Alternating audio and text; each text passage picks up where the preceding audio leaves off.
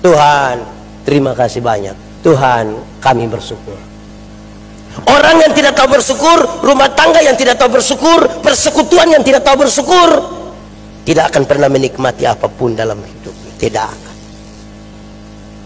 Dia tahu menjadi kaya, tapi tidak tahu menjadi bahagia. Dia tahu mengumpulkan uang yang banyak, tapi dia tidak tahu cara menikmati. Saya suka bilang, kumpul uang banyak-banyak, tapi tidak pernah jalan-jalan ke Surabaya. Nanti satu saat di Surabaya baru dia telepon, pendeta, yuk saya di Surabaya, enak kok pesir-pesir. Tidak Bapak, terus saya di rumah sakit Dr. Sutomo Bapak. Jadi dapat rujukan baru dia bisa ke sana.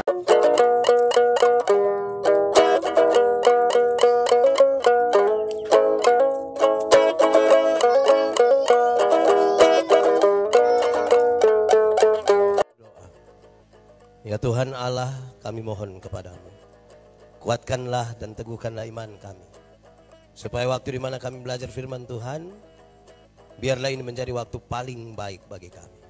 Kami berdoa, Tuhan jauhkan semua penggoda pencobaan. Biar di dalam damai-Mu kami belajar firman Tuhan.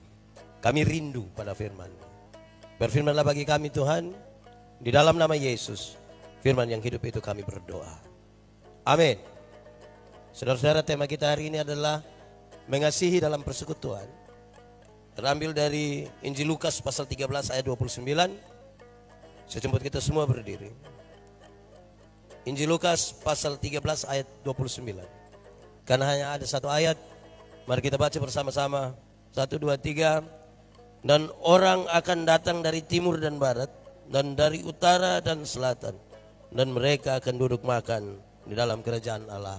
Demikian firman Tuhan. Berbahagia setiap orang yang mendengar firman, memelihara dan melakukan dalam hidup setiap hari. Silakan duduk semuanya. Bapak Ibu Saudara-saudara, shalom. Sekali lagi shalom. Karena kita akan bicara tentang merawat persekutuan dalam kemajemukan, maka saya ingin mulai dengan mengatakan begini. Saudara-saudara, siapa tidak mencintai perbedaan, dia tidak pantas hidup di tengah-tengah dunia. Siapa tidak mencintai perbedaan, dia tidak pantas hidup di tengah-tengah dunia. Kenapa? Fakta kosmis menunjukkan bahwa segala sesuatu itu berbeda. Ada hitam, ada panas, ada atas, ada kanan, ada laki-laki, ada. Itu berarti semuanya berbeda kan? Semua berbeda. Ya, saya pernah kasih nikah satu pasang nikah, yang laki-laki umur 64 tahun, yang perempuan umur 20 tahun. Ngeri itu. Saya yakin jemaat yang hadir, mereka bicara tentang beda usia yang signifikan itu. Bedanya berapa tahun? 44 tahun. Waktu berkhotbah saya bilang begini, jemaat, dalam sebuah pernikahan beda usia tidak penting. Tidak penting. Yang paling penting adalah mereka harus beda jenis kelamin. Itu lebih penting itu lebih penting. Untuk apa sama-sama umur 30 tahun tapi laki-laki semua? Oh itu pakai bahasa Kupang bilang dorang baku korek saja, itu baku korek, tidak bisa begitu. Jadi berbeda itu sesuatu yang serius sekali, tetapi bukan berarti orang menolak perbedaan. Apalagi kita persekutuan. Gambaran utama tentang persekutuan gereja adalah kepala gereja itu adalah Tuhan Yesus, dan kita semua adalah anggota-anggota dari satu tubuh. Mata karena dia mata, dia tidak lebih penting dari telinga. Kaki tidak lebih penting dari tangan, dan seterusnya. Saya suka bilang begini, siapakah di antara kita yang kalau malam-malam dia sakit perut, mau ke belakang, terus kaki bilang begini, perut, maaf, pergi sendiri. Tidak bisa, itu harus pergi bersama-sama. Amin kan? Karena itu maka perbedaan itu sebenarnya bukan sesuatu yang harus diragukan dia punya kebaikan nanti. Ini pada soal pengelolaan. Bapak Ibu Saudara, karena tema kita tentang mengasihi, saya kira memang hanya ada satu kata yang sangat penting untuk mengelola perbedaan itu, yaitu mengasihi. Kata dasarnya apa? Kasih. Hukum Taurat itu ada 10. Dari 10 dijabarkan jadi 613 pasal. Dari 613 pasal masih ada ribuan peraturan hidup setiap hari. Dan Tuhan Yesus hanya menyimpulkan dia dalam 2 kalimat, yaitu mengasihi Tuhan dan mengasihi. Dari 2 kalimat itu tinggal satu kata, yaitu kasih. Sekarang hafal, jemaat ikut hafal. Kasih ialah, sama-sama. Kasih. Kebaikan tidak terpatahkan oleh apapun, tidak akan berubah menjadi kebencian. Ulang, kita sama-sama. Kasih ialah kebaikan, tidak terpatahkan oleh apapun, tidak tidak akan berubah menjadi kebencian. Rujukannya jelas, karena begitu besar kasih Allah akan dunia ini. Apakah Tuhan Allah mengasihi dunia? Lalu apakah dunia mengasihi Tuhan Allah? Apakah karena dunia tidak mengasihi Tuhan Allah berhenti mengasihi dunia? Apakah kemudian Tuhan membenci dunia? Saudara lihat sekarang, kasih tidak terpatahkan. Amin. Yang paling gampang mengkonfirmasi ini adalah ibu-ibu. Ibu-ibu paling gampang mengkonfirmasi ini. Saya mau tanya ibu-ibu dulu. Ibu-ibu, di sini ibu-ibu hanya 10. Ibu-ibu, melahirkan itu sakit atau tidak? Terlalu sakit. Ibu-ibu waktu sakit melahirkan, kami bapak-bapak ini kan hanya taruh tangan di kepala baru bilang Yesus, tapi tidak. Sudah bilang Yesus lagi dia bayangkan, kira-kira ini anak muka ikut siapa ini, paling. Saya mau kasih tahu, lihat sekarang ibu-ibu sakit melahirkan begini. Coba bilang pada anak-anak itu ketika mereka lahir, mereka kan tidak tahu apa-apa. Orang tua punya jam tidur, anak-anak punya jam bangun. Anak-anak punya jam tidur, orang tua punya jam. Hampir-hampir banyak orang tua tidak tidur karena anak-anak mereka, betul? Di jam 3 subuh masih ada orang tua begini-begini, betul? Dalam keadaan begitu lagi seringkali ibu-ibu dipaksa menjadi penyanyi. Karena itu kadang-kadang lagu ibu-ibu itu tidak bisa dipertanggungjawabkan. Kalau tidak bobo digigit, padahal justru kalau anak bobo itu baru nyamuk gigit. Kalau anak lari-lari nyamuk mana gigit dia lah, sudah.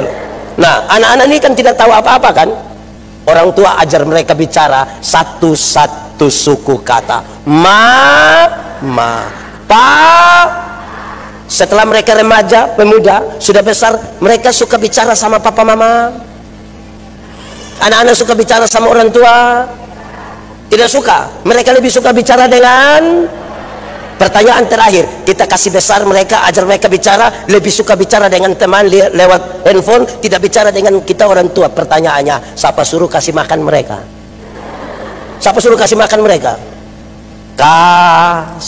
Kasih tidak terpatahkan.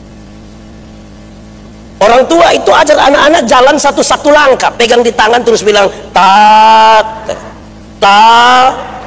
dia bilang jalan belakang. Setelah mereka jadi pemuda, ada suka jalan sama orang tua, lebih suka jalan dengan siapa suruh beli kasih mereka handphone.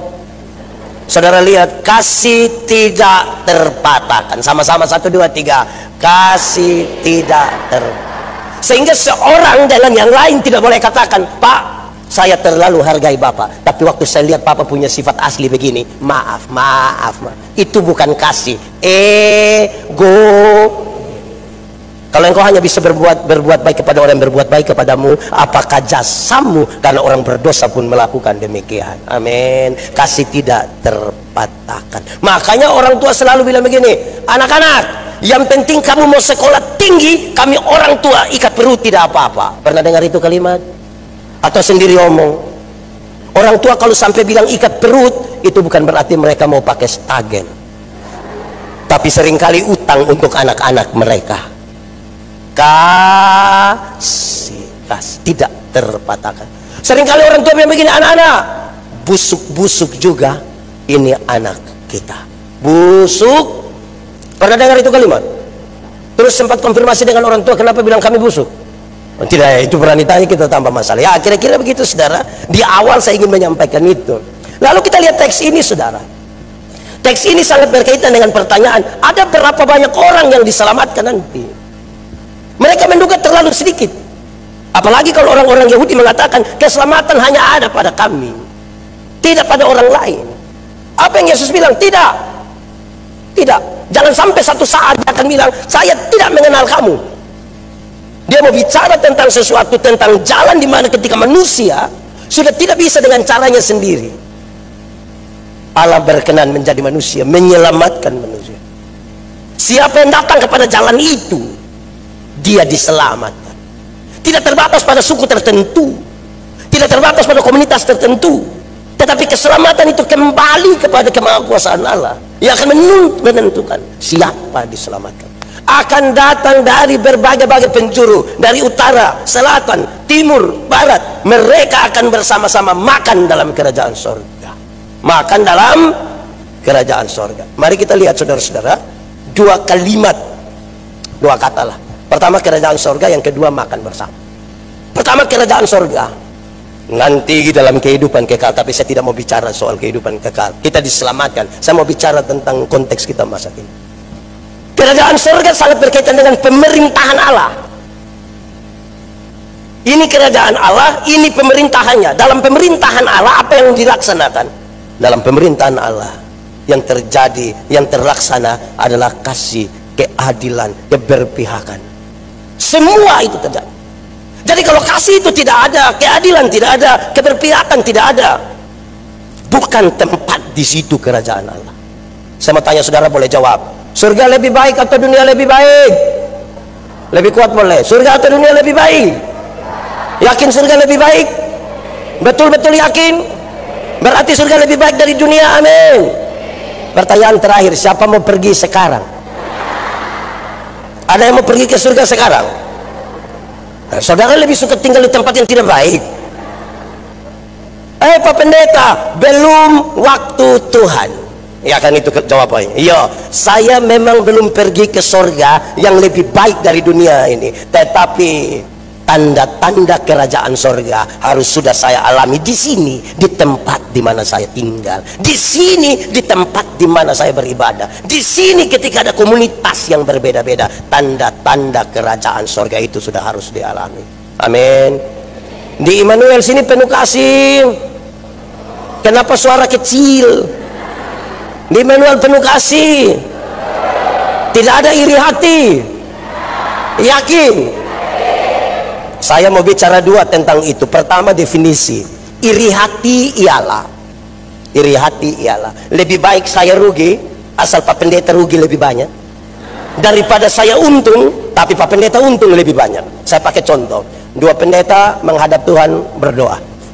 Tetapi karena Tuhan tahu kami dua suka iri hati, Tuhan bilang malaikat bicara dengan orang dua. Malaikat datang bilang begini, pendeta dua, kamu dua biasa iri hati, jadi Tuhan bilang hanya satu yang boleh minta, yang satu tidak boleh minta. Tetapi yang satu itu kalau dia berdoa minta apa, yang tidak berdoa akan dapat 2 kali lipat. Contoh, kalau saya berdoa minta motor 1, Pak Pendeta dapat motor. Di antara berdua siapa yang berani berdoa? Kami sama-sama tidak mau.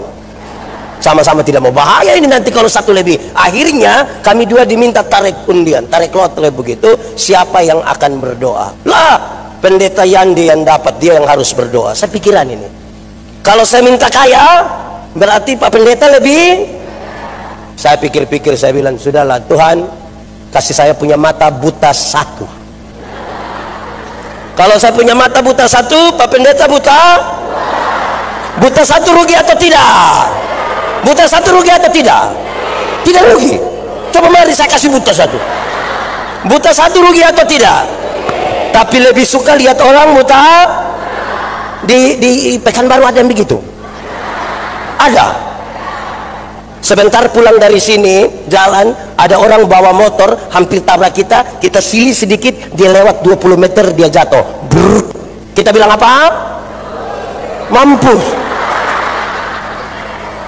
Waktu kita cek, nah ternyata dia punya bapak yang jatuh. Senang sekali lihat orang susah, dan susah sekali lihat orang. Di Immanuel ada begitu. Dia penatua atau diaken? Aduh, itu bisa cari masalah nanti itu. Nah ini tadi soal ini saudara. Kalau bilang ada kasih tanpa iri hati harusnya. Amin kok. Kita ini kadang-kadang iri hati terlalu tinggi, bahkan dalam gereja. Orang lain yang beli kulkas, kita yang kedinginan di rumah. Hampir-hampir jadi beku malah kita. Di Pekanbaru ada ibu-ibu atau bapak-bapak itu? Ibu-ibu. Ada ikut ibadah sekarang? Dia pakai baju warna apa coba? Itu bisa tambah parah nanti itu. Ya gitu. Orang lain yang beli motor, kita yang tidak bisa tidur nanti. Kita suruh anak-anak, kau cek dulu. Cek apa? Dia kredit atau cash kah? Orang punya urusan, kenapa kita yang repot? Kalau kerajaan Allah berlaku di sini tidak ada iri hati. Amin kok. Di Immanuel aman kok, tidak ada iri hati. Karena iri hati merusak persekutuan. Amin. Kedua, ini kan kasat mata saya lihat kan ibu-ibu lebih banyak dari bapak-bapak kan. Ini ada ibu-ibu lebih banyak dari bapak-bapak, betul? Ini ibu-ibu janda semua? Atau ada suami juga? Oke, ya, nggak apa-apalah. Saudara-saudara, saya mau kasih tahu kita, saudara, ada teori bilang begini: laki-laki melihat perempuan, tapi perempuan melihat perempuan. Laki-laki melihat, tapi perempuan melihat.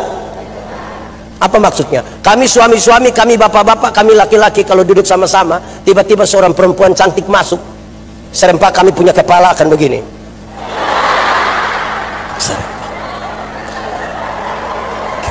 Bapak-bapak setuju tidak? Tapi kalau kami lihat begitu, ada istri di sebelah dan bisa jadi masalah. Perempuan cantik itu masuk, kami punya kepala tetap saja. Hanya mata yang pindah. Laki-laki melihat perempuan, tapi perempuan melihat perempuan. Ibu-ibu, perempuan duduk sama-sama, ada laki-laki ganteng masuk, mereka biasa-biasa, standar saja, tidak histeris. Kalau ada yang bereaksi, normal saja, standar saja. Jangan coba-coba yang masuk itu ibu-ibu. Jangan coba-coba yang masuk itu perempuan, apalagi kalau tas agak besar, rok agak pendek, sepatu agak tinggi. Itu lihat ibu-ibu punya siku dan bibir. Siku dan, untuk kasih tahu teman di sebelah, dia pakai siku. Dia bilang begini. Yang di sebelah lihat dia pakai bibir, baru bilang begini.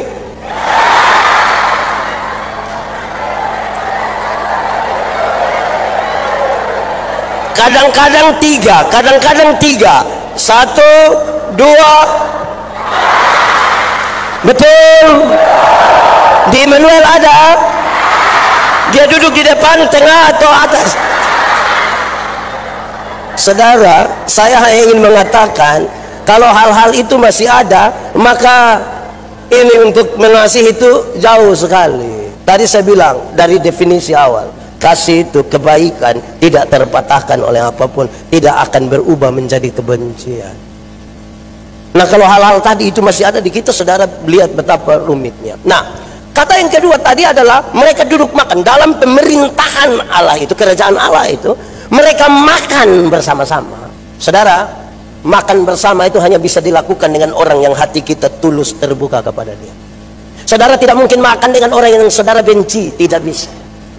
Saudara ada benci orang, ada? Dia ada di sini? Ada.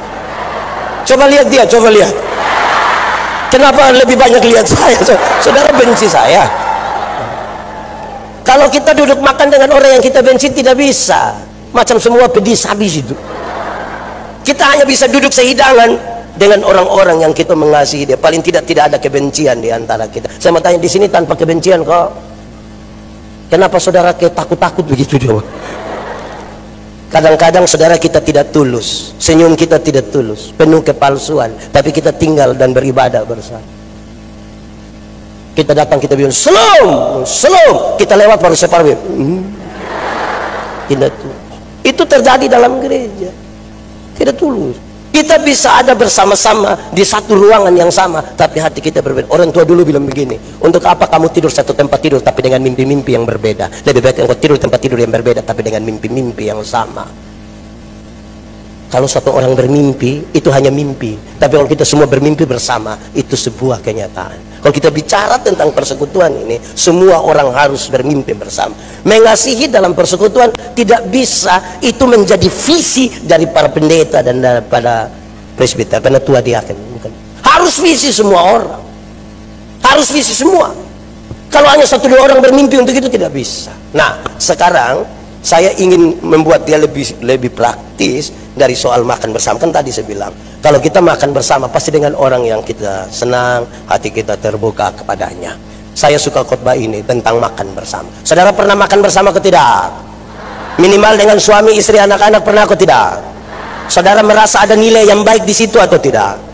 Pasti ada nilai yang baik. Satu, saudara-saudara, makan bersama selalu dimulai dengan apa? Dengan apa? Doa. Tanda persekutuan itu berdoa. Masa persekutuan tidak ada doa? Belajar dari mana? Dari duduk makan bersama. Saudara, kalau kita banyak orang ada makanan, mau makan, yang lain sudah ambil, dia berdoa begini, yang tidak biasa berdoa pun akan tutup mata. Waktu dia buka mata, yang lain masih berdoa, dia tutup ulang, baru dia lihat. Dia memberi pengaruh. Makan bersama dimulai dengan apa? Doa makan itu, saudara mau putar dari kiri ke kanan atau dari kanan ke kiri, tetap hanya berisi dua hal. Berapa hal? Satu, doa makan berisi sebuah ucapan syukur, ucapan terima kasih. Tuhan, terima kasih banyak. Tuhan, kami bersyukur. Orang yang tidak tahu bersyukur, rumah tangga yang tidak tahu bersyukur, persekutuan yang tidak tahu bersyukur, tidak akan pernah menikmati apapun dalam hidupnya. Tidak akan. Dia tahu menjadi kaya, tapi tidak tahu menjadi bahagia. Dia tahu mengumpulkan uang yang banyak, tapi dia tidak tahu cara menikmati. Saya suka bilang, kumpul uang banyak-banyak tapi tidak pernah jalan-jalan ke Surabaya. Nanti satu saat di Surabaya baru dia telepon, pendeta, yuk saya di Surabaya, enak kok pesir-pesir. Tidak Bapak, terus saya di rumah sakit Dr. Sutomo Bapak. Jadi dapat rujukan baru dia bisa ke sana. Saudara, bersyukur itu cara terbaik menikmati hidup. Cara terbaik menikmati hidup itu adalah apa? Kita, hati manusia itu lebih luas dari isi dunia. Artinya dunia dan segala isinya taruh pada hati manusia pun akan kurang, karena manusia sering kurang puas. Kita jalan kaki kita berdoa, Tuhan tolong sepeda satu. Tuhan kasih sepeda satu, dia naik 2-3 bulan, dia berdoa lagi, Tuhan sepeda memang enak tapi tanjakan di sebelah itu Tuhan itu. Engkau punya mau? Tuhan kalau boleh kasih motor satu. Tuhan kasih motor satu, dia naik 5-6 bulan, dia berdoa lagi, Tuhan naik motor memang enak tapi istri saya berat 80. Anak 3 orang baru montok-montok semua itu anak. Setiap kali motor bunyi mereka 4-4 mau naik, Tuhan. Motor bawa masalah baru dalam rumah tangga kami. Jadi engkau punya mau? Mobil satu Tuhan, mobil satu. Dikasih mobil satu tahun kemudian dia berdoa, Tuhan naik mobil memang enak Tuhan, tapi anak perempuan kami yang pertama sudah nikah dan dia tinggal di Batam Tuhan. Masa mau pergi ke Batam pakai mobil Tuhan? Engkau mau apa? Kapal laut satu Tuhan. Macam-macam gitu, tidak puas. Yang bisa menutupi itu semua hanya apa? Jemaat yang mengasihi dalam persekutuan harus jemaat yang mulai dengan bersyukur. Kalau tidak bersyukur tidak bisa. Berterima kasih, ini sesuatu yang penting dalam doa itu kan ada syukur, terima kasih. Seberapa penting terima kasih saudara? Generasi kita hari ini, anak-anak kita kehilangan kata-kata itu. Terima kasih, tolong, maaf, permisi. Terima kasih, tolong, maaf, permisi. Padahal kita tinggal bersama-sama, kita beribadah bersama-sama. Bayangkan kalau ada generasi ke depan yang lewat para orang tua ini, mereka jalan tanpa permisi, mereka tidak tahu terima kasih, mereka tidak pernah bilang tolong, lalu kita tidak gelisah dengan itu keadaan. Itu persoalan kita. Karena itu di waktu makan bersama kita belajar itu dari sebuah doa, terima kasih. Saya mau tanya kita dulu, ini saya tanya di seluruh Indonesia, kalau orang tolong kita terus kita bilang terima kasih, itu baik atau tidak? Baik atau tidak? Yakin? Kalau begitu saya mau tanya, siapa punya suami yang ketika pagi-pagi istrinya buat sarapan, suaminya bilang, ibu terima kasih? Ada? Boleh angkat tangan siapa punya suami? Wah mantap bahagia. Wah ini suami mantap, itu bagus. Terima kasih. Tepuk tangan boleh, mantap. Saya mau bilang pada saudara, kami suami ini istri bikin sarapan kami tidak terima kasih. Banyak yang tidak terima kasih. Tapi istirahat kantor dia makan di warung, sudah bayar lagi, terima kasih lagi. Kadang-kadang dia janji, Mbak besok saya mampir lagi Mbak. Bapak-bapak, bapak-bapak 3 di sini. Bapak-bapak, coba sebentar pulang. Ibu siap makan malam, coba pas ibu siap terus Pak bilang begini, ibu terima kasih. Saya yakin waktu bapak ucapkan itu istri pikiran. Saya yakin pasti istri berpikir keras itu. Istri pasti pikiran, suami bisa ucap terima kasih. Istri pikiran itu mengerucut pada dua hal. Satu, pasti istri bilang begini, tidak tahu roh apa naik di saya punya suami, karena tidak terbiasa begitu kan. Atau yang kedua, jangan-jangan istri berpikir begini, mungkin ini hari terakhir, jadi tiba-tiba dia menjadi baik. Karena kita tidak terbiasa dengan itu, kita sering tidak terbiasa dengan itu. Nah, itu tantangan kita, saudara, tantangan kita sebagai sebuah persekutuan. Persekutuan yang besar di GPIB Immanuel di Pekanbaru dimulai dari persekutuan di rumah. Kalau di rumah tidak terbiasa terima kasih, saudara jangan berharap di sini terima kasih. Rumah menjadi tempat pertama kita di sini. Kalau saudara dan saya iri hati, dimulai dari mana? Rumah. Apapun tampilan kita di sini, mau atau tidak mau, setuju atau tidak setuju, pengaruh besarnya datang dari rumah. Datang dari rumah. Itu pertama. Kedua, doa makan berisi sebuah pengakuan bahwa berkat-berkat yang kita terima ini datangnya dari Tuhan. Orang kalau tidak pernah mengakui kalau berkat-berkatnya Tuhan yang kasih, itu orang mau menikmati apa dalam hidupnya? Orang kalau tidak mau mengakui bahwa berkat-berkat itu datang dari Tuhan, kapan dia mau ambil bagian dalam pelayanan bersama? Kita yang tanam, iya. Kita yang siram, iya. Tuhan memberi pertumbuhan, Tuhan memberi hasil. Ada banyak orang, saya tidak tahu di sini kan, saya baru pertama kali ada di sini. Tapi di banyak tempat, saudara-saudara, orang memberi persembahan saja sulit setengah mati. Ada yang ketika tangguh persembahan datang dia hanya begini. Bayangkan kalau 20 kali ibadah dia hanya begini. Lama-lama dia pulang dia jalan begini. Ada yang satu kali dia kasih itu, dia lipat dia punya tangan begini.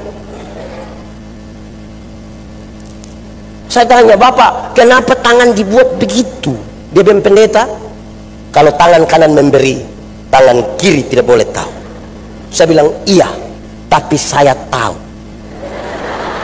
Hei, pendeta, kau tahu apa? 1000. Makanya begini.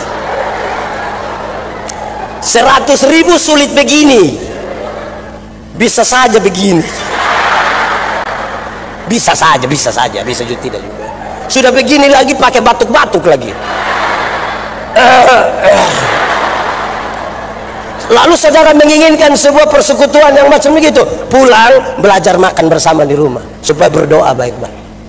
Saudara ada di kota besar, saudara sibuk dan banyak pekerjaan, tapi jangan sampai lupa makan bersama-sama dengan keluarga di rumah. Nanti hal-hal ringan ini kita tidak lakukan dan kita sepi di tengah-tengah keramaian. Itu dia soal bersama. Jadi satu, di meja makan kita doa. Kedua, biasa di meja makan orang buat apa? Di meja makan orang buat apa? Makan. Kalau di meja makan tidur, itu namanya tempat tidur itu. Di meja makan ya makan. Saudara, apa hubungannya? Yang ingin saya katakan adalah dalam konteks kita makan bersama itu, di meja makan itu kita belajar menempatkan diri. Di meja makan ya makan, tidak usah urus barang lain di situ, ya kita makan bersama-sama di situ. Jangan bawa pekerjaan kantor datang di rumah kerja pada waktu istri dan anak-anak mau makan bersama. Tapi Pak Pendeta, saya ini kan orang sibuk. Ya, kalau Bapak terlalu sibuk kenapa menikah? Urus saja pekerjaan, tidak usah nikah. Bayangkan kalau anak umur 1,5 tahun, papanya kerja-kerja gitu, dia suka naik-naik di atas ini. Bisa saja dia punya papa, ambil ini anak dulu. Kan jadi soal di rumah itu. Lebih dari itu, saudara, menempatkan diri itu kan cara terbaik merawat sebuah persekutuan. Saya mau bilang, saudara pangkat lebih tinggi silahkan, tapi ada orang tua yang umurnya lebih dari saudara. Tahu dong tempatkan diri. Saudara sekolah lebih tinggi, iya, tapi ada orang tua yang melahirkan saya dan saudara. Amin kok. Saudara punya status sosial yang lebih, saudara lebih kaya, betul. Tempatkan diri dengan baik, itu juga penting. Sebab kalau itu tidak ada, kita sulit membangun ini dalam sebuah persekutuan. Saudara lebih cantik, CRT apalah begitu, tidak apa-apa, tapi menempatkan diri itu penting. Amin kok. Kalau saudara punya masalah di rumah, kan suami istri masalah kan tidak perlu muat di Facebook kan. Tidak perlu kan? Kan bukan tempatnya di situ. Ini istri dan suami bertengkar sedikit, dia muat foto istrinya, baru dia tulis, kenal bapak ini. Itu memang terlalu. Untung anak-anak tidak komen, iya itu suamimu itu. Selesai. Ada lebih dari itu, saudara. Apa itu? Saya senang sekali. Mohon maaf tadi kemarin Pak Sekretaris Umum kasih tahu saya lupa sekali. Diminta saya bawa jas yang punya motif daerah. Saya lupa sekali, saya tidak bawa. Tapi saya senang lihat saudara-saudara pakai pakaian begini. Ini bagus, mantap. Bagus itu. Tepuk tangan itu. Pertama, ingin menyatakan bahwa kita punya identitas budaya, dan di situ tuh ada banyak nilai dari sebuah kearifan lokal yang luar biasa. Tapi yang kedua, kan saudara pakai begini, mantap toh, bagus-bagus toh. Kenapa? Saya marah sejumlah orang. Masa pakaian yang pakai tidur di rumah, dia pakai datang di gereja ini? Mau kasih takut siapa dengan itu pakaian? Ada satu waktu saya bilang begini, yang ibu-ibu, yang nona-nona, boleh pakai pakaian yang mini-mini, tidak datang di gereja, boleh kok tidak? Mereka bilang boleh. Kenapa boleh? Pendeta, Tuhan melihat hati, bukan melihat pakaian. Saya bilang betul, betul. Tuhan memang melihat hati, bukan melihat. Tapi itu Tuhan. Saya yang pendeta ini. Saya melihat pakaian, bukan lihat hati. Saudara kira saudara sendiri dengan Tuhan? Saudara pakai begitu duduk di situ, kami yang di muka ini. Lihat, salah. Tidak lihat, saudara yang jawab. Jadi tahu dirilah, tahu tempatlah di mana kita. Amin kok. Mau buat apa? Mau kasih takut siapa yang kita pembagian? Datang di gereja pakai begini-begini, cantik-cantik begini, kata baik, mantap sudah itu, mantap itu. Saya berkhotbah dalam sebuah pelantikan, ada seorang perempuan, dia lulus angkatan udara, bla bla bla, yang segala macam. Saya bilang, Nona, saya kasih tahu, besok-besok ketika engkau nikah sama-sama angkatan udara, suamimu pangkat di bawah, tahu diri. Di kantor silakan. Jangan sampai di rumah dia panggil, Papa, siap, Mama. Wah, itu kan kesian. Itu juga tidak benar itu. Jadi tahu tempat kita di mana, amin kah? Itu dia punya tempat belajar, cukup di meja makan, cukup di meja makan, tidak usah itu. Sudah dua. Pertama di meja makan apa? Kedua di meja makan. Oke, yang ketiga di meja makan. Di meja makan orang buat apa? Ya minum satu paket dengan makan lah. Masa makan habis telan ludah kan tidak mungkin. Yo, berdoa, makan. Ketiga di meja makan, komunikasikan. Tidak mungkin 1 jam di meja makan semua hanya begini. Komunikasi. Saudara, kata kunci dari sebuah relasi adalah komunikasi. Ketika saya mengambil keputusan untuk berelasi dengan seseorang, komunikasi menjadi kata kunci. Latihan itu dimulai di mana? Di meja makan. Saya suka pakai contoh ini, saudara. Di meja makan suami boleh tanya istri, Mama, yo, kenapa ini sayur garam semua? Terus istri bilang, maaf sayang, maaf, tadi waktu Mama tumis ini sayur, Mama terlalu ingat Papa. Jadi Mama pikir Papa garam, Mama ambil, Mama taruh dulu. Yang penting ada komunikasi. Yang Papa bisa tanya yang anak-anak, laki-laki, kau di sekolah dapat berapa? Di sekolah dapat berapa? Saya dapat 10, Papa. Kau sama dengan kau punya Bapak.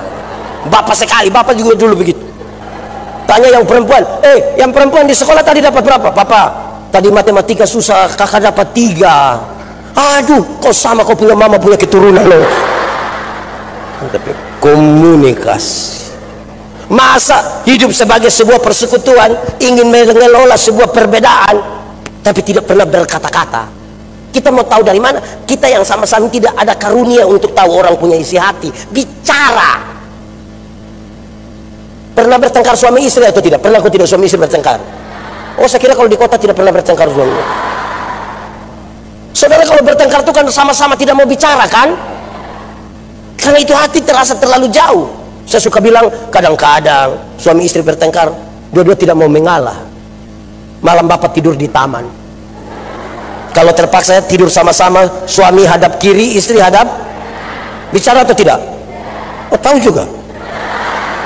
Bangun pagi, Istri buat kopi tapi tidak antar.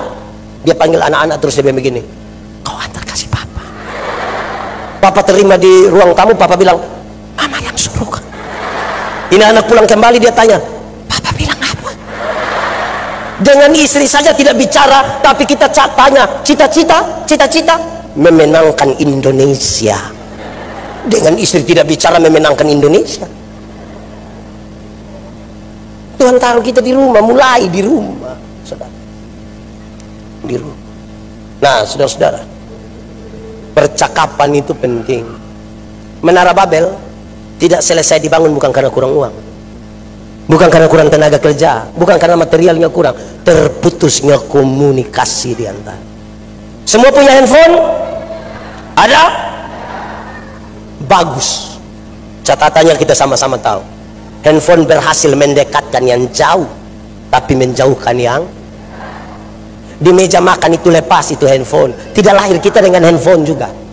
Lepas, kas tinggal. Ini di meja makan tetap dia pegang handphone, tiba-tiba ada telepon masuk, bukan ambil di samping istri, dia sengaja langkah keluar. Baru dia bilang, halo. Kalau itu terjadi, hai istri-istri, aku berkata kepadamu, curiga sudah. Rahasia negara apa yang bicara harus bilang halo? Tinggal. Itu serius itu saudara. Komunikasi. Sebuah penelitian, ini penelitian mengatakan begini, seorang laki-laki satu hari kalau bicara tuh kira-kira 7.000 kata. Berapa ribu? Tapi seorang perempuan kalau bicara satu hari minimal sekurang-kurangnya 21.000. Papa 7.000, mama pagi-pagi papa sudah ke kantor, ke pekerjaan, anak-anak semua sudah ke sekolah. Ibu mau 21.000 sama siapa? Rata-rata suami pulang kantor jam berapa biasa? 6 toh? Ibu rencana mau kasih keluar yang 3.000. Dia sambut suami di pintu dengan harapan besar. Pas dia buka pintu dia bilang, "Pak." Terus suami bilang, "Hah? Di kantor tadi baik." Suaminya bilang, "Kau kepala kantor?" Kalau komunikasi kita macam begini, repot itu. Ibu-ibu, kalau sampai suami pulang tanya, "Mama, makanan di mana?" Kalau sampai suami tanya bukan karena dia tidak tahu meja makan di mana, itu meja juga dia yang beli. Tapi kalau sampai dia bertanya begitu karena laki-laki juga ingin dimengerti.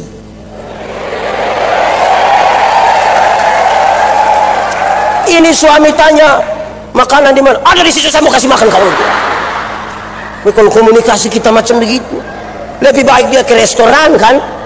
Di restoran kan dia baru sampai kan pelayan itu tanya, "Selamat siang, kenapa datang terlambat?" Kan jadi masalah. Bapak-bapak, bicara sedikit dengan istri itu kan detail. Dia tidak suka kalau kita remeh, kalau kita janji. Tanggal 30 kita pergi ke tempat wisata di sini mana? Tidak ada. Nah, ke surga saja gitu. Sudahlah, tanggal 30 kita pergi ke mall lah ya. Bapak-bapak dengar itu, ibu-ibu bersuara itu. Tanggal 30 kita ke mall. Itu tanggal 28 ibu sudah tidak bisa itu. Dia lewatkan, dia tanya, "Papa, tanggal 30 jadi?" Nah, suami-suami karena bukan orang yang detail, sambil baca koran, sambil main handphone, kan dia bilang, "Iya, tanggal 30 jadi." Ibu-ibu tidak suka begitu, bapak-bapak. Bapak-bapak, kalau ibu bilang tanggal 30 jadi, kasih tinggal itu handphone, kasih tinggal itu koran, lihat dia punya mata, tatap baik-baik, dan bilang, "Iya, tanggal 30 jadi." Susah sekali kita. Itu pelajaran di rumah. Karena banyak orang dari segi komunikasi sombong sekali di dalam gereja. Kalau di rumah tidak aman kan biasa begitu. Komunikasi itu kata kunci dari semua. Puji-pujilah sedikit kita punya istri. Puji-puji. Dia sudah pulang dari salon rasa ini, sudah pilih celana agak ketat sedikit, dia jalan-jalan begini, ya bicaralah.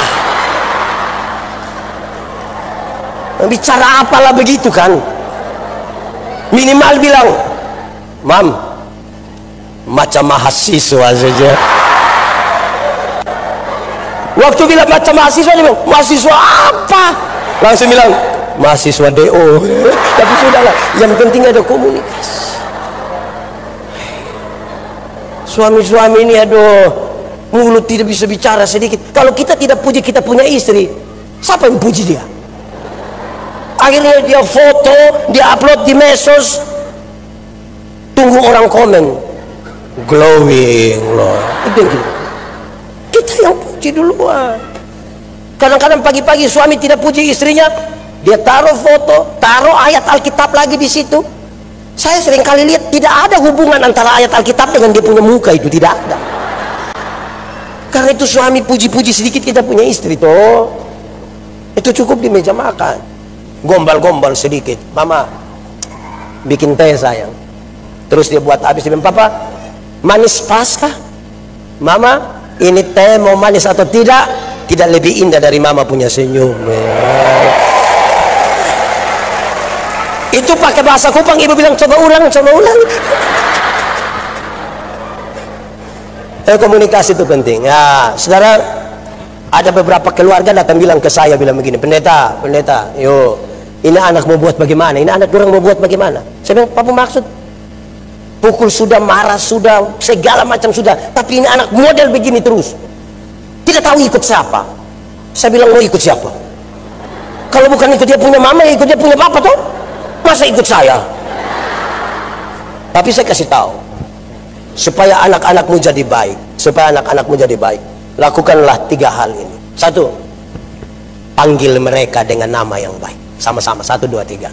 Panggil mereka dengan nama yang baik. Nanti mereka jadi baik. Jenny, Yanti, Tinus, panggil mereka. Kok saudara kerasa bagaimana? Mau panggil apa? Di kampung-kampung saudara masih ada orang tua panggil anaknya dengan nama binatang. Oh, babi. Saya marah itu, orang tua tidak boleh panggil dia punya anak babi, tidak boleh. Pertama karena memang tidak boleh. Yang kedua, kalau dia punya anak babi, dia punya bapak apa? Tidak boleh. Panggil mereka dengan nama yang baik. Kedua, berikan kepada mereka makanan yang baik. Berikan kepada mereka makanan yang baik, bukan soal 4 sehat 5 sempurna, bukan soal nasi basi atau tidak. Makanan yang baik ialah uang hasil judi, uang hasil korupsi, jangan kasih makan istilahnya. Cukupkan dirimu dengan apa yang ada padamu, berbahagialah engkau dan baiklah keadaan. Uang hasil tipu-tipu, hasil rampasan, ambil orang punya hak, jangan kasih makan. Tidak baik bagi sebuah persekutuan, tidak baik. Kedua, ketiga toh, saya sudah lupa. Ketiga, berikan kepada mereka ajaran yang benar. Berikan kepada mereka ajaran yang benar. Anak-anak ini kan pelajar cepat, mengulang apa yang mereka dengar, apa yang mereka lihat. Suami biasa tampar istri, kita melahirkan seorang anak laki-laki yang anggap remeh perempuan. Kita melahirkan seorang anak perempuan yang takut lihat laki-laki, karena dorang belajar cepat. Istri mama biasa maki, anak-anak maki. Papa biasa mabuk, papa merokok, anak merokok. Pasti. Apalagi kalau papa bilang, nak, bakar memang, bakar. Dia ikut. Karena mereka hanya mengulang. Ibadah, lakukanlah bersama-sama. Suami panggil istri, anak-anak, mari ibadah sama-sama. Bagus. Walaupun ada tantangan. Pertama, baik, hari pertama, hari kedua aman, hari ketiga aman, hari keempat suami bilang, mama, coba mama sama anak-anak, saya punya pinggang macam bagaimana begitu. Hari kelima istri bilang, coba kita kasih tinggal anak-anak sendiri ya. Hari keenam bubar, itu ibadah, itu bubar. Butuh komitmen yang lebih sedikit di sini. Komunikasi. Sudah 3. Pertama di meja makan, kedua di meja makan, ketiga di meja makan, keempat Kalau ikan tinggal 2, padahal orang ada 4, anak 2 tambah suami istri, berarti ada ikan tinggal. Menurut saudara siapa yang makan? Siapa yang makan? Siapa yang makan? Tidak ada jawaban yang salah, tidak ada jawaban yang salah. Mau kasih anak makan tidak ada masalah, mau bagi 2 supaya semua dapat tidak ada masalah. Mama ada, karena mama yang goreng jadi mama dapat 1, kita 3 dapat 1, tidak ada masalah. Karena papa sakit jadi papa ambil 2-2, tidak ada masalah juga. Tetapi sebenarnya di meja makan itu kita belajar ingat orang lain, sama-sama belajar ingat orang lain. Bersekutu satu bagian di mana kita belajar peduli dengan orang lain. Solidaritas belajarnya di meja makan. Saudara bayangkan kalau orang tua diminta untuk ambil nasi duluan, dia ambil semua, kasih tinggal apa? Kami di kampung itu kan kalau orang undang untuk acara di rumah, kan di kampung-kampung masih ada acara di rumah-rumah, itu cara undang bukan undangan ini berlaku bagi 2, tidak ada. Kami di kampung itu pendeta Yandi Manobe garis miring sekeluarga. Bayangkan kami 8 pergi semua. Dorang siap-siap, kita ikut jalan-jalan gini, lihat sate ada 10. Saya berharap dia yang di depan itu kan ambil 7 lah, kasih tinggal. Ternyata dia ambil semua karena tidak terbiasa dengan ingat orang lain di rumah. Bayangkan kalau kita di sini waktu rapat majelis semua hanya mau didengar, jadi rusak ini gereja kalau tidak memberi telinga untuk mendengar juga orang lain. Kadang-kadang kita sombong sekali, kita kira kita tahu semua. Tidak, saya mau bilang kepada saudara demi nama Tuhan, kepintaran itu terbatas, mengerucut pada satu hal supaya semua orang menjadi penting. Pintar itu terbatas. Saudara kalau sakit, saudara pergi ke rumah sakit, di bagian umum dokter periksa-periksa, pendeta ini THT, kita pergi ke THT. Sampai di THT mereka bilang, pendeta ini telinga, kita pergi lagi ke telinga. Sampai di telinga, pendeta ini telinga bagian kiri, kita pergi lagi ke telinga kiri. Sampai di telinga kiri, pendeta ini bagian genderang telinga kiri, kita pergi lagi. Kepintaran mengerucut pada satu hal. Pintar itu terbatas, bodoh itu yang tidak ada batas, dia melewet. Jadi tidak bisa ada satu gereja satu orang merasa pintar, tidak bisa. Kepintaran terbatas. Bodoh itu yang, makanya kami di Kupang kalau ada yang bodoh kita bilang, bodoh ukur-ukur, bagi-bagi orang lain, jangan bawa semua itu. Sehingga kalau tidak memberi telinga untuk mendengar, kita sulit untuk hidup bersama-sama. Belajar ingat orang lain, belajar sedikit ingat orang lain. Kalau sebagaimana kita punya kebutuhan dan kepentingan, orang lain pun punya kebutuhan, punya kepentingan. Amin kah? Oke, sudah berapa itu? 4, ada 12 mungkin. Ini pendeta sudah tidak ingat orang lain. Pertama di meja makan, kedua di meja makan, ketiga di meja makan, keempat di meja makan, kelima saya melayani kira-kira 5 tahun di Pulau Sabu, itu pulau bagian selatan. Kami biasa makan di Amukelaga. Amukelaga itu rumah panggung, rumah dek. Mau naik di atasnya, kita lepas sepatu, lepas sendal, duduk bersila dan makan di sini. Tiap hari. Setiap kali pulang kampung lihat orang tua, kami makan di meja makan. Karena tiap hari terbiasa dengan duduk bersila, saya punya keinginan untuk angkat kaki. Setiap kali angkat kaki, lutut lewat sedikit meja makan, papa selalu bilang begini, kau punya lutut bagus sekali. Kami makan sambil bicara, tapi kalau makanan masih penuh kami paksa bicara, papa selalu bilang begini, suara dari mana, makanan dari mana. Karena itu berulang beberapa kali, saya ambil kesimpulan, di meja makan kita belajar etika dan moral. Di meja makan kita belajar etika dan moral.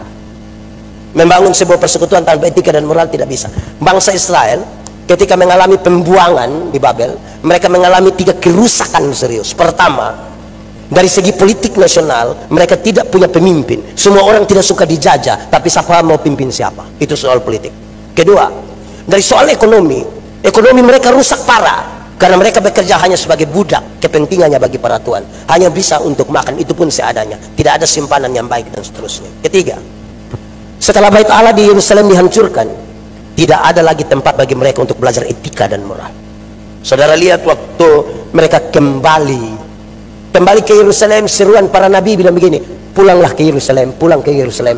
Tapi sampai di Yerusalem, jangan pilih duluan pemimpin, jangan urus duluan ekonomi, bangun duluan bait Allah, tempat di mana kamu belajar etika dan moral. Sebab jadi pemimpin tapi kalau tidak punya etika dan moral, menghancurkan sebuah bangsa.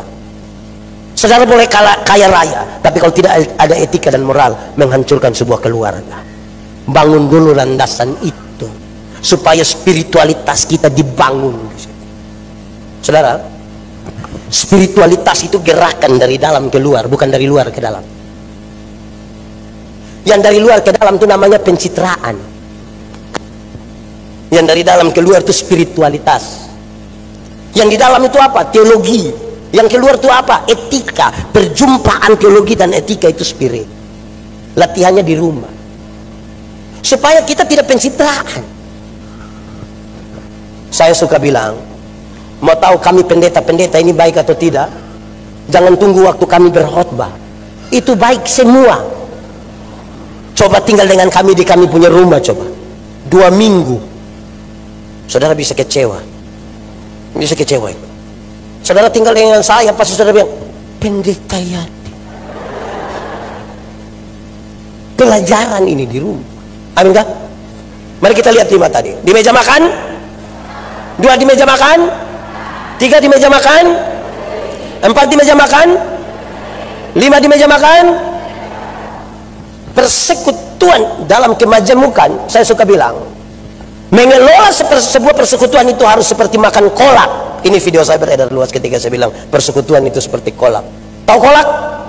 Pernah makan kolak? Kolak terdiri dari ubi, pisang,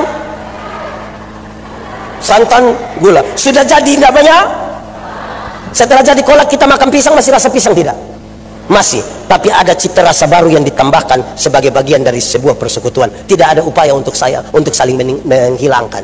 Saya tetap Timur, ada yang Manado, ada yang Batak, ada yang Surabaya, ada yang Makassar, ada yang Jakarta. Kita tetap Immanuel. Tidak ada yang berusaha menghilangkan. Itu ubi, santan, pisang, gula berjumpa di satu wadah, namanya panci kaperiuka. Betul ke tidak? Tidak mungkin kita mau makan kolak, kita makan pisangnya di sana, pindah makan ubi di sana, pindah minum santan di sana, baru terakhir duduk di atas kompor di sini, kan tidak begitu. Semua bisa berkumpul di satu tempat. Jangan kelola persekutuan ini seperti minum kopi. Tahu kopi? Pernah minum kopi? Kopi terdiri dari apa? Kopi, air, gula. Sudah jadi namanya? Lalu yang lain punya nama? Kopi itu terlalu egois lah. Kita rame-rame tapi nama harus dia. Kita rame-rame nama harus dia. Terlalu bikin diri inti lah. Harus semua. Saudara tahu tembok? Tahu tembok? Pernah lihat tembok? Yang mana? Oh yang ini. Oh ini tembok. Tembok terdiri dari apa? Pasir, batu, semen, air. Sudah jadi begini, pasir kelihatan? Pasir kelihatan. Karena dia tidak kelihatan, kita sepakat, kita garuk kasih keluar itu pasir. Dalam sebuah persekutuan, saudara mungkin tidak kelihatan, tapi bukan berarti saudara tidak penting dalam sebuah persekutuan. Semua kita penting. Dalam sebuah persekutuan, saudara mungkin kelihatan karena badan besar, tapi bukan berarti orang lain tidak penting dalam ini persekutuan. Ada seorang pendeta, dia bawa motor begini, mau ke pelayanan, tiba-tiba ban motornya pecah. Wah, bagaimana ini orang menanti pelayanan? Oh, Tuhan ini bagaimana? Ternyata jarak dekat begitu, ada tambal ban di situ. Ada orang tambal ban. Oh, puji Tuhan, amin, haleluya, Tuhan terima kasih. Adek, tambal pendeta punya ban, cepat ya, orang tunggu saya. 2 menit dia bilang, cepat orang tunggu. 2 menit, cepat orang tunggu. Ini anak juga cepat-cepat kerja, dia bayar, pendeta jalan. Baru 20 meter, ban pecah lah. Pendeta balik, marah ini anak. Kau kerja yang baik. Kau kira saya pekerjaan seperti kau, orang tunggu saya di sana. Ini anak yang tambal ban memang gini, pendeta. Pak pendeta punya pekerjaan saja yang penting. Yang saya punya ini tidak penting, yang saya tidak penting. Karena saya punya tidak penting ini, maka Bapak punya bahan itu pecah terus. Karena itu Bapak duduk diam-diam di situ, saya kerja dulu supaya jalan baik-baik. Kadang-kadang kita rasa kita lebih penting dari orang lain lah. Bahaya bagi sebuah persekutuan kalau tiba-tiba kita rasa kita lebih penting dari orang lain. Itu bahaya bagi sebuah persekutuan. Yang paling penting dari sebuah persekutuan adalah persekutuan. Salah satu tugas tanggung jawab gereja adalah merawat persekutuan. Apa saja yang menjurus pada penghancuran persekutuan harus bilang stop, tidak boleh, tidak boleh. Apa saja yang menjurus pada penghancuran persekutuan harus berhenti. Semua harus sepakat berhenti. Kadang-kadang itu sakit, tapi harus dilakukan supaya kita jelas di situ, saudara-saudara. Itu baru penting. Di gereja ini kan tidak menolak siapapun kan. Ikut hakikatnya kan dia menerima siapapun, dari suku manapun, seperti apapun. Makanya di gereja kita ini kan ada yang lansia, ada yang remaja, ada kaum bapak, kaum ibu, pemuda, remaja. Kita semua menjadi penting, bertumbuh di situ. Kalau kami di gereja kami, khusus gereja kami sebut lain ini kaum lansia. Kami sebut usia indah. 60 tahun ke atas kami sebut usia. Waktu ibadah perdana usia indah. Yang umur 30 protes saya, pendeta. Memangnya yang usia indah tuh yang umur 60 tahun ke atas. Kami yang 30 ini belum indah. Kan orang tua bilang, masa SMA itu masa paling indah, masa muda itu paling indah. Kok ini jadinya yang indah 60? Hei anak-anak, kamu 30 itu kamu belum indah. Kenapa begitu? Ya karena kamu belum menikah, kamu belum pernah ada menantu, kamu belum pernah bagaimana rasa marah dengan menantu. Kalau kamu lewat itu indah. Kadang-kadang ini menantu itu menjengkelkan. Para menantu juga lihat mertua dengan di sekitar sini ada begitu. Tapi pencitraan sekali. Dia urus orang tua, terus mertuanya kan rasa tidak enak. Mertua bilang, aduh nak, mohon maaf, kamu capek-capek harus urus mama lagi, mohon maaf. Di depan mertua dia bilang, tidak apa-apa, memang tugas kita itu. Pas di luar baru dia bilang, mati tidak mati. Jadi aduh memang soal juga buat kita ini urus-urus. Ada banyak anak-anak tidak perhatikan orang tua, tidak perhatikan. Tapi dengan orang tua sakit sedikit, pas batuk tiba-tiba dia sampai langsung dia bilang, sertifikatnya mana? Ini anak-anak rusak ini. Susah. Saudara, coba saudara ingat-ingat. Saya ingin akhiri khotbah ini ya. Habis, saudara tidak usah ragu lagi. Saudara pikir-pikir. Orang tua lahirkan kita banyak-banyak, tapi mereka tidak pernah titip kita di mana-mana kan? Tapi kita yang banyak-banyak yang sudah sukses bisa sepakat titip orang tua di panti jompo. Yang sudah titip atau rencana titip segera dibatalkan. Karena hari ini kita titip sapa, besok di anak-anak titip kembali kita. Hidup ini hanya tukar sapa titip sapa. Bilang kepada kita punya anak-anak, saya tunjuk salah ini. Bilang anak-anak, dulu ketika kamu kecil kamu pilek, orang tua pernah pakai tisu? Pakai apa? Betul atau tidak? Waktu anak-anak buang air besar, orang tua pakai tangannya sendiri. Hari ini ketika orang tua sudah sakit di kursi roda di tempat tidur, masih ada anak kandung yang urus. Banyak yang kumpul uang, minta orang dari kampung yang urus. Anak-anak kandung hanya pakai satu kata, sibuk. Tinggal foto banyak-banyak di dalam ruang tamu, pendeta datang tanya, yang ini siapa? Oh ini anak yang pertama, dia tinggal di Pekanbaru tapi tidak pernah lihat saya yang ini.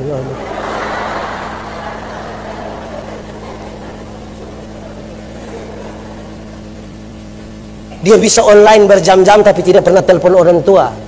Betul kah? Tapi orang tua meninggal, dia telepon berulang-ulang. Jangan kubur dulu sebelum saya sampai. Orang tua susah tidak pernah kirim beras. Tapi orang tua meninggal dia bawa babi besar. Itu juga utang. Bagaimana kita mengasihi? Coba masing-masing pikir, kita berapa bersaudara yang kandung? Izin saya bertanya, berapa saudara kandung? 3. Berapa saudara kandung? Berapa saudara tanya? Orang tua bisa besarkan 2, 3, 4. Tempati. Nanti kamu sukses belum tentu bisa urus mama yang hanya satu. Belum. Mereka sudah tidak mampu untuk mengatakannya lagi. Mereka hanya berdiam diri. Kita menyanyi satu lagu. Ini lagu dunia tapi biar kita menyanyi di ibadah, tidak apa. Kasih ibu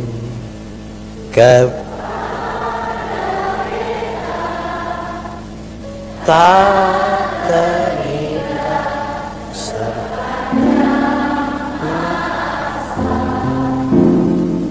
hanya memberi kembali bagai sang surya menyinari. Coba kita ulang nyanyikan lagu ini sambil bayangkan mertua punya wajah. Yang mertua bayangkan menantu punya wajah ya kita. Saudara macam tidak mau membayangkan, kenapa? Kasih kepada siapa? Sampai kapan? Sepanjang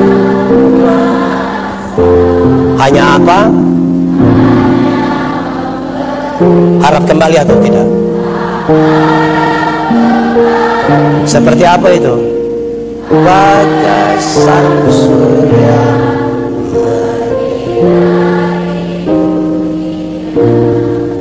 Hanya dengan mengingat-ingat kembali waktu kita kecil di rumah, waktu kita membangun persekutuan di rumah, bagaimana orang tua menanamkan dasar-dasar iman bagi kita.